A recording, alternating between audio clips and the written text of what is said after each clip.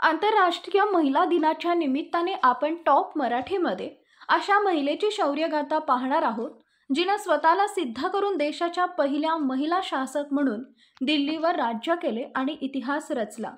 नमस्कार, टॉप मराठीमध्ये आपले स्वागत आहे. रणांगण असो किंवा कोर्ट, रझियाने कधीही पर्दाची प्रथा पाळली नाही.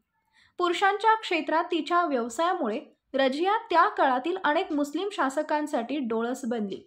पुरुष प्रधान विचारसरणीमुळे आणि पर्दाची प्रथा न स्वीकारल्यामुळे समाजातील एका विशिष्ट वर्गाने त्याला नेहमी नम्र स्वरात विरोध केला. दिल्ली सल्तनचा काळ जेव्हा स्त्रिया राजवाड्यांमध्ये आराम करत असत, ती तिच्या सौंदर्याकडे लक्ष द्यायची. त्याचा शस्त्रास्त्र उद्योगाशी काहीही संबंध नव्हता. सत्तेवर पुरुषांचे वर्चस्व होते.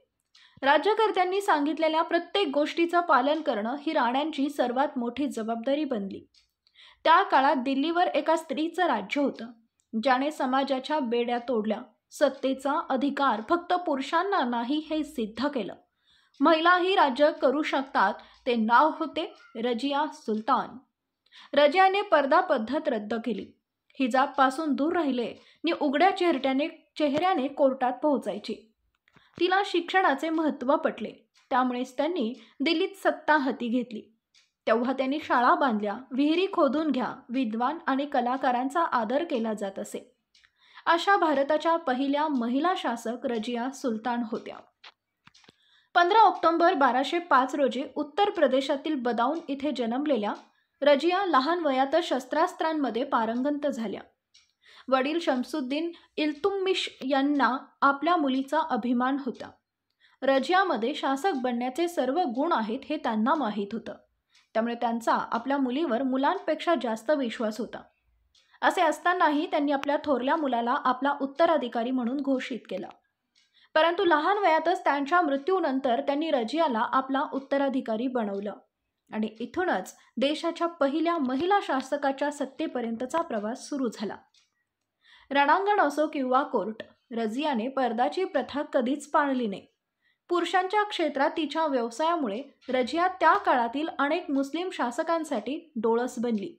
ती तिच्या काळातील सर्वात धाडसी महिला होती आणि बिनदिक्कतपणे लोकांपर्यंत पोहोचायची.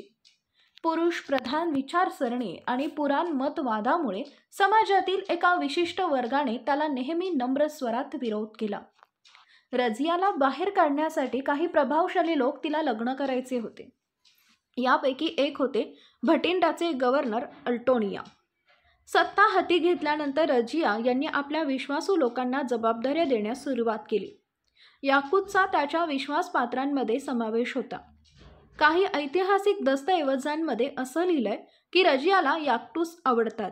त्याचवेळी काही इतिहासकारांचा असा विश्वास आहे की याकूट हा त्यांचा विश्वासू होता. दोघांमधील संबंध काहीही असले तरी दरबारातील लोकांना याकूत आवडत नव्हता, कारण त्यांचा असा विश्वास होता की याकूत बाहेरचा आहे आणि तो तुर्क देखील नाही. अल्तुनियाची नजर रझियाच्या सल्तनतीवर होती. संधी साधून त्याने इतर राज्यपालांसह हल्ला केला. युद्धात याकूत मारला गेला आणि रझियाला अटक झाली. अल्तुनियाने रझियाला त्याच्याशी लग्न करण्यास भाग पाडले. दरम्यान जेव्हा भाई मैजुद्दीनने दिल्ली सल्तनत ताब्यात घेतली, तेव्हा रझिया आणि अल्तुनिया यांनी एकत्र येऊन सत्ता परत मिळवण्यासाठी हल्ला केला.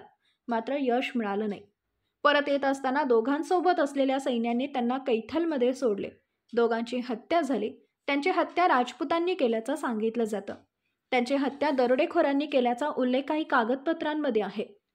काही ठिकाणी असं देखील लिहिलंय की रझिया स्वाभिमानी होती आणि शत्रूंनी घेरल्यानंतर तिने स्वतःचा जीव घेतला.